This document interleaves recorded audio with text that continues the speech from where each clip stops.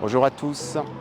On démarre une petite tournée française et peut-être hors de la France pour visiter quelques maisons historiques, clientes de notre maison depuis très longtemps et qui entretiennent la grande cuisine française, les arts de la table d'une manière absolument géniale et historique. Et on commence aujourd'hui en Alsace, à Illhaeusern, chez la famille Eberlin, à l'auberge de Lille, et on va tout de suite retrouver le propriétaire et le chef, Marc Eberlin. Bonjour Marc. Bonjour Valérie.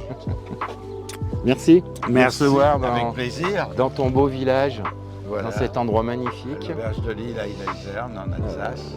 Et si ma mémoire est bonne, on doit travailler avec vous depuis le milieu des années 70. Oui, tout à fait. Hein, je me Mon souviens. père déjà, moi après, et puis on a continué.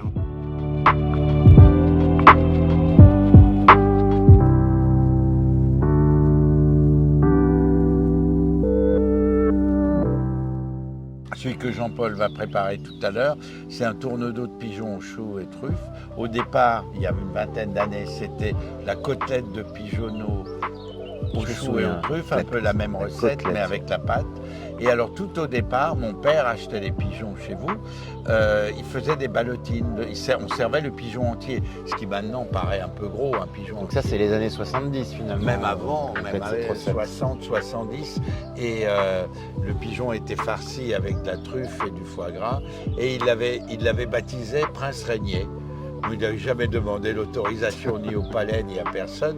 Mais à l'époque, sur la carte, il y avait la ballotine de pigeon Prince Régnier. Ah oui, parce que moi je suis rentré dans la maison en 89, et je venais travailler l'été en 86. Et